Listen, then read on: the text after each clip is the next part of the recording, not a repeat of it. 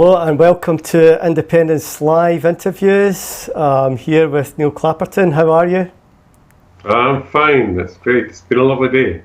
It has indeed, and we did have a little bit of problems trying to get this going. In fact, it was about 30 seconds before we went live that I finally managed to work out what the issue was. But there you go. Anyway, we're here to talk about a really important issue. There's none bigger at this moment in time, and that is COVID virus. And we're going to be talking about tracing the virus and trying to get back to a bit of normality. Could you maybe give me a bit of an overview here, Neil? Okay, so my name's Neil Clapperton. I'm from Weal, Aberdeen, member of the Weal, but also the chief executive of a housing association. So I suppose my big issue with this pandemic is that it hits the communities that we serve hardest. Something like 1 in 6 of our tenants are actually vulnerable, so significantly more exposed than the general population. This pandemic is tanking the economy. You'll notice that the oil price is now negative, so Aberdeen is particularly badly affected. But in addition to all of that, it's our tenants and our communities, deprived communities, that actually take the hardest hit in terms of the economy going down, the highest levels of unemployment. So this is no laughing matter, any way you look at it. And Neil, how did you get into this? What was it that motivated you to do this?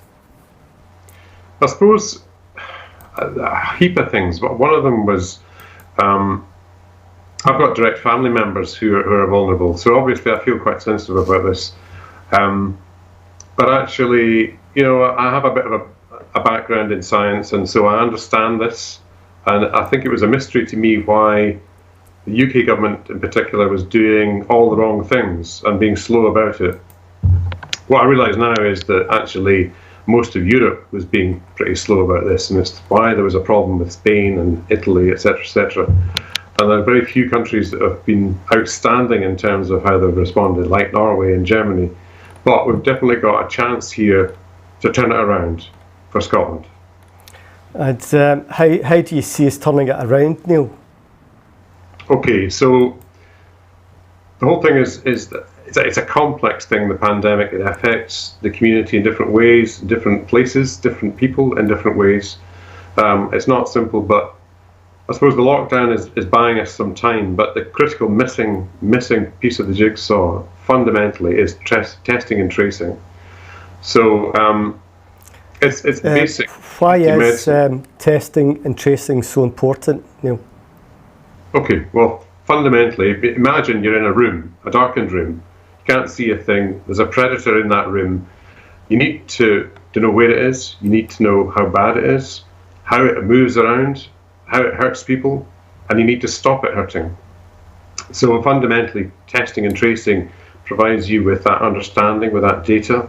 You cannot safely get out of this pandemic without it. So it's really, really vital that the Scottish Government adopts a comprehensive community policy programme across Scotland, doing testing and tracing and isolating those that have tested positive, and then looking at who they've been in contact with, and then isolating them.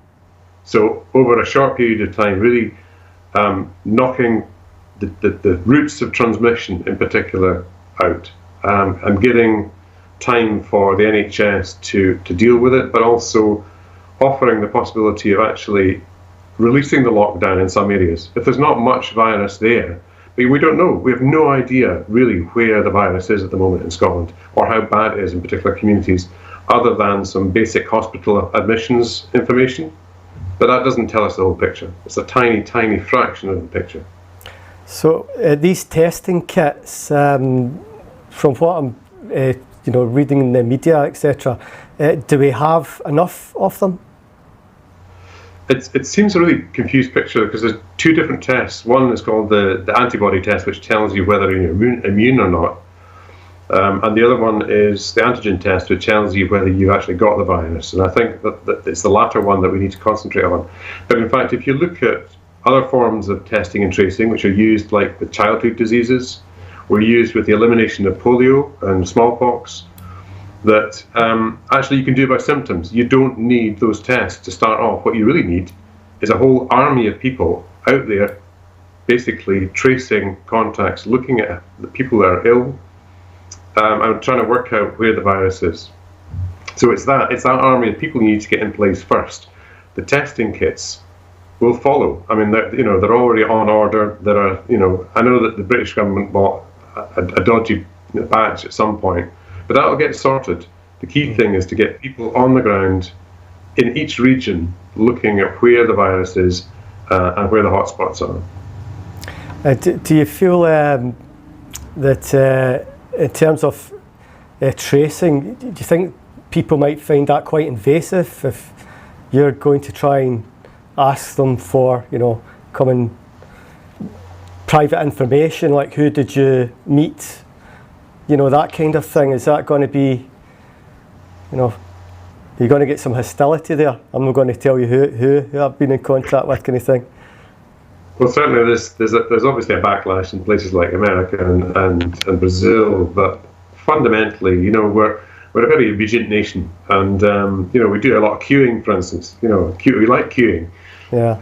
So I don't think is a major an issue as all that, but also it's just a fact of life that we need to do this in order to control the disease. Otherwise, there will be many needless deaths.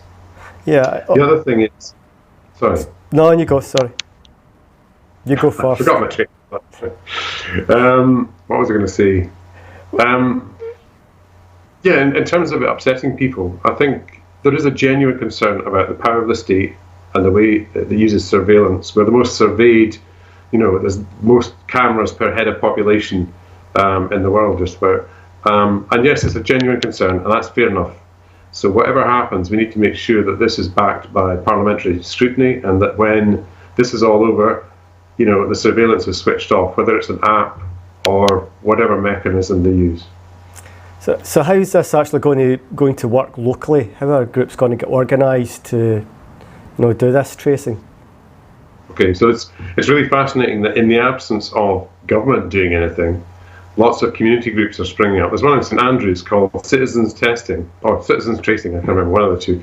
And isn't that brilliant? People actually stepping up and trying to sort it themselves. But I think ultimately this needs government, it needs the NHS and Public Health Scotland to step up and help us help them. So one of the things I'm suggesting is that charities and housing associations have a lot of furloughed staff at the moment, and a lot of them are skilled.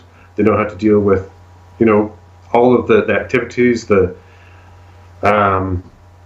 contact side of things, the phoning up, the tracing. So with a bare minimum of training, I believe that the third sector could actually step in and help local government and the NHS actually do the testing and tracing and make it really effective across Scotland. You don't have to wait for the ad to go in the papers on Friday. You could have it, within a matter of days if the government wants. That's an absolutely brilliant idea. All these people that they can't work at the moment, and as you said, with those skills, knowledge, they would you could really get that going pretty quickly, I would imagine. The tracing totally. part. And the good thing about, if you look at a housing association or a care agency, one of the care charities, they've got everything in place. They've got the IT, they've got the comms, they've got training, they've got skilled and enthusiastic staff, they've got data sharing protocols so they can share information with the NHS. It's all covered. It's almost like a solution in a box, and all the government needs to do is ask and make the necessary changes to make it happen. And of course, the good thing about housing associations is they know their local people, don't they?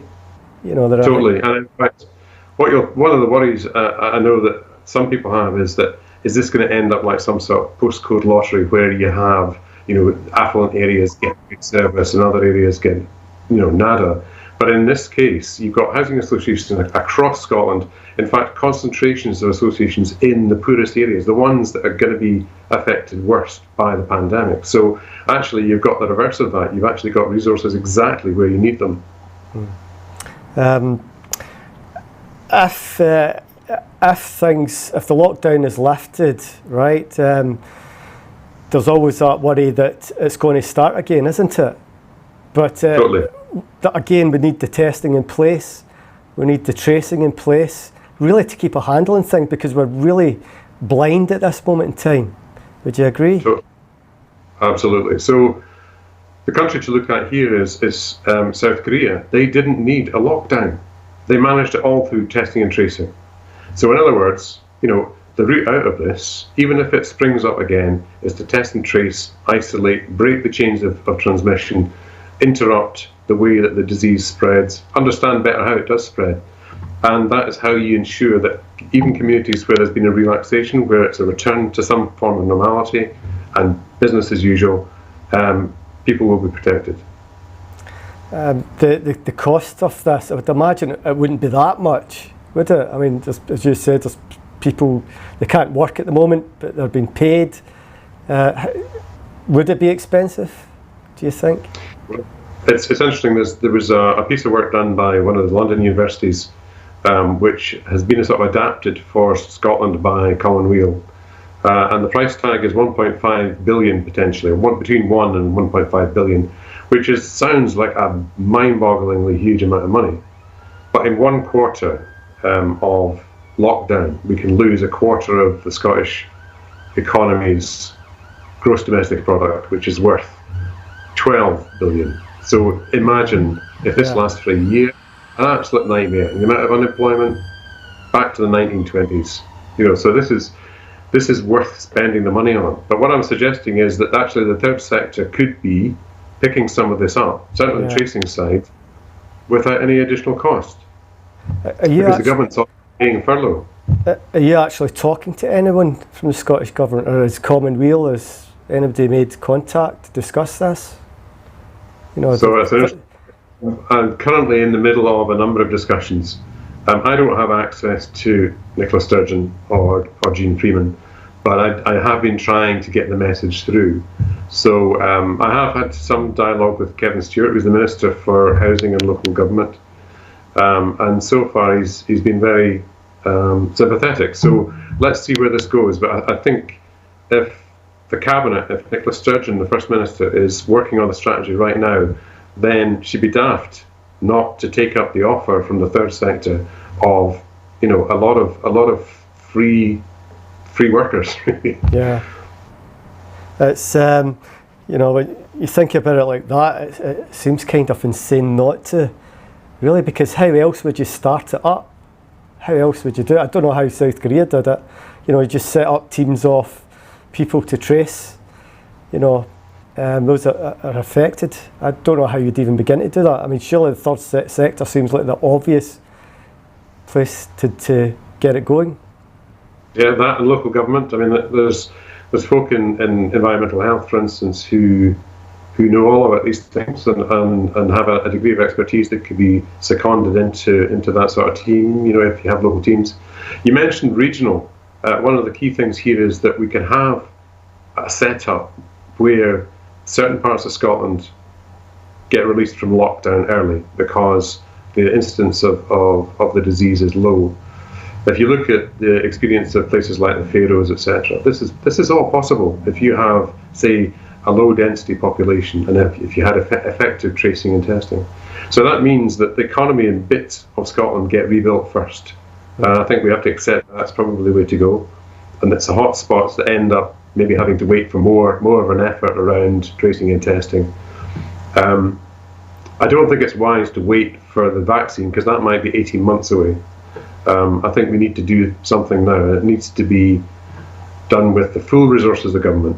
We really need to throw everything at this, because otherwise we'll end up, in a very poor place indeed. You're CEO of a housing association. Have you heard any stories from, tenants about how they're getting on or problems they're having?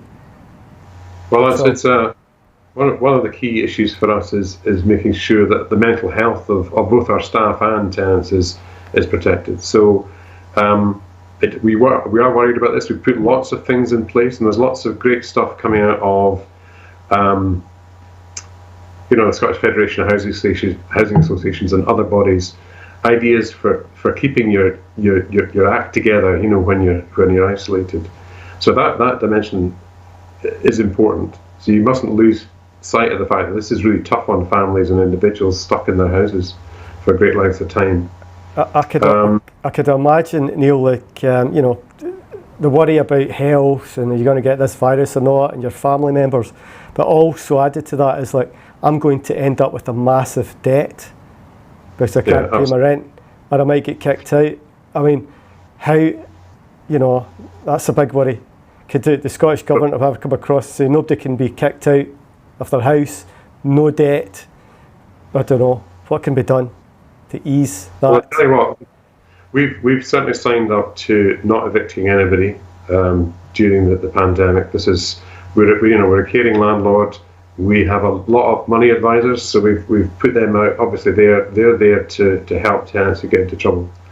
But the key thing is to remember that debt's still there, and that actually, unless the government writes it off, you know, it's still a burden for them when the pandemic ends. And the other thing that's worth holding on to, or not holding on to, but acknowledging, is the potential disastrous outcome in terms of unemployment, long-term unemployment. You're talking about, you know, the 1980s turned up to 11, and the distress, damaged communities, eviscerated communities that might result from this. So I think it's really important to keep the tenants and keep public health at the centre of all of this. But not forget that the economy is important too.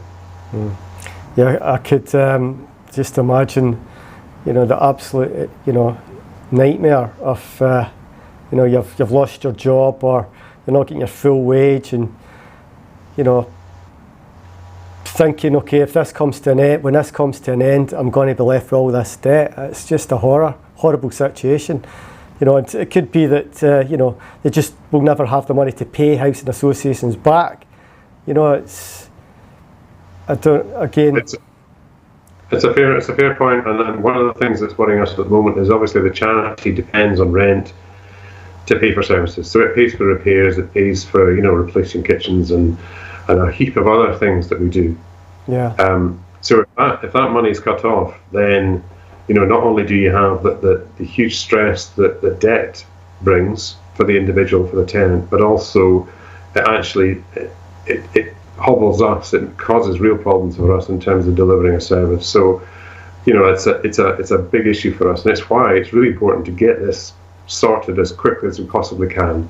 And the only way to do that is tracing and testing, because if you just have lockdowns and then you release, you know, the lockdown for a little while, as was suggested by, I think, the UK government fairly recently, then the disease takes off again. So you do another lockdown and it takes off again. And the idea of waiting for a vaccine is, I suppose, quite attractive in some ways, but there is actually no evidence that a vaccine will work. So you're basically, at the moment, chasing a dream. And that's why it's really important to focus on something that's really practical and something that people, including the third sector, can get their hands dirty on and actually do something. And that is testing and tracing. Yeah. And so what's the next step for you, Neil? So the next step is I'm trying, as I said, I'm with a group of other people in Commonweal locals across Scotland, trying to push the Scottish Government to put testing and tracing right at the heart of an exit strategy for the country. And I appreciate that could cause problems if the UK decide to go another route. But ultimately, you know, Germany's shown it can work. Iceland, a little country like the Faroes, has managed to do it. So I just think that it's got to be the solution for Scotland, regardless. And it's well within the powers of the Scottish Government to do this. So all power to their elbow. I think there were some positive noises coming out of the Scottish Government. Nicola Sturgeon made it quite clear that she wasn't going to raise a lockdown until she was absolutely certain that things were safe enough to do so. But she also specifically mentioned testing and tracing. But what I want her to say is actually it's going to be in the community, it's going to be regional, and it's going to be fully resourced and universal, so that you catch the disease wherever it is and you get as much data and as much understanding of where it is, how bad it is, how it's moving. So we absolutely need tracing, because you can't make informed decisions without that kind of information. Totally, you're in the dark, absolutely. And it's one of these things where we need to accept that it's going to be part of life for some months yet, before we actually get on top of this. And there's the suggestion there might be a second wave of the disease in the winter, next, autumn, winter, when things get colder and the virus becomes more effective.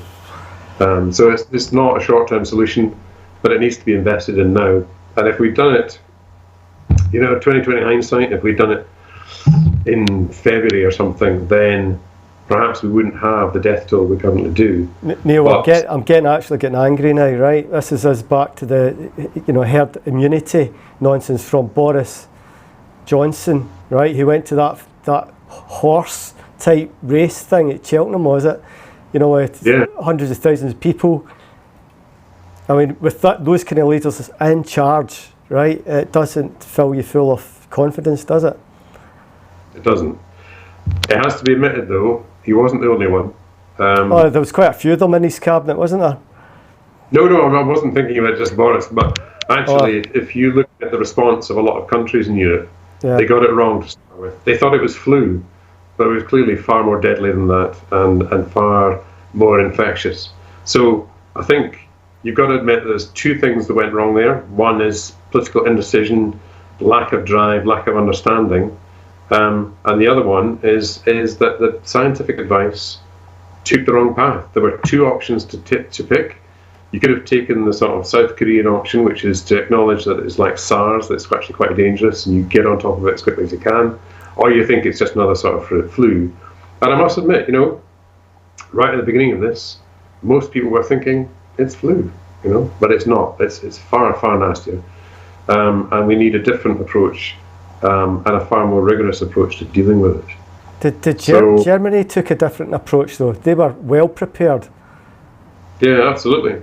And somebody made a catty comment that Germany's led by a scientist who understood the science, whereas Britain's led by an ex-journalist who, from all accounts, wasn't very good at his job. Oh, he was known for lying a lot, wasn't he? Absolutely. So there you go. But hey, the key thing right now is to make the right decision for Scotland, and to pursue it with as much energy as we possibly can. Yeah, and also you're talking about the safety clothing, etc., that we're lacking. I was reading that under the Tory austerity, right, it was basically neglected. Yes, so 10 years of... Well, I'll tell you a little anecdote, right? So one of the countries that's really got on top of this, it's really done very well in terms of controlling the virus, is Singapore. And the irony is they actually adopted in full the UK's pandemic plan. The irony is that they actually applied it, whereas we sat on it, and we had 10 years of underinvesting, not only in dealing with the whole pandemic planning side, but actually basic stuff like PPE, which was out of date when the panic started, when the crisis started. So absolutely, it has to be admitted that the government did not invest properly in our health service, and it's only at moments like these you realise how valuable it is to the population of Scotland and the UK generally, and the importance of properly investing in it, not flogging it off to the private sector, and doing the best thing for the people of this country. Of course, this Tory government under austerity, right, have been slicing and dicing the NHS, obviously more down in England, selling off, privatising, and the fact that they didn't upgrade or sort out the health equipment is just another indicator of that. But it actually sticks in the throat, does it not, Neil? When you see them banging on about the NHS, and you're going, wait a minute, these are starving the NHS. Absolutely. It's a hard one. The fundamental issue there is a sort of a double standard. So when there isn't a crisis, then Parliament votes down a pay increase for nurses and hospital staff. So there's a huge irony there that we're now absolutely in the hands of low-paid nursing auxiliary staff care workers in particular, all pretty much left without proper protection for the last couple of months, a crucial period. And my heart goes out to care workers in particular, whose plight has only just been picked up, and they should have been thought about at the very beginning of this, because I seem to remember that in February they're talking about screening. I can't remember the phrase now. Screening older people in care homes, etc. And clearly that's failed completely because there's a lack of PPE. Yeah, and so when do you think this is likely to, the lockdown will be eased up? We can't, until they get tracing in place, it's pointless, isn't it? You can't. Do you think Nicola Sturgeon will announce this week? Yeah, well, she's meant to be announcing some sort of strategy this week, but ultimately it's one that's going to take time, and you can't rush this. As you say, we need data. We need to understand where it is, how bad it is. So the testing and tracing has to come first. I've read a number of different scenarios for this. None of them are particularly easy. I think ultimately, it's going to take 12 months. It's going to take 18 months.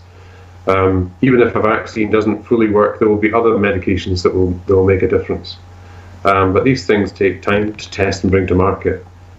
So, yeah, it's going to be a tough 2020. You're going to have your work cut out. I don't even know how housing associations are going to actually have to deal with people that are going to be in immense amounts of debt. You can't take people to court. They've got no money. The mental health and all that, and it's the housing association. Sorry, I was just going to say that most associations, certainly Grampian, has spent a lot of invested a lot in money advice and tenancy sustainment staff, so that we're going to do as much as we possibly can to support tenants who get into difficulties. It's not their fault. This is horrific. And we just need to see how quickly we can get to the other end of this. And what I'm hoping for in particular is that we can get regional relaxations, so we can start, people getting back to work, the economy getting back to some sort of normality. I don't think the future normal will look anything like the old normal. In many ways, I hope it doesn't. I think there were major problems with inequality, which were never properly addressed.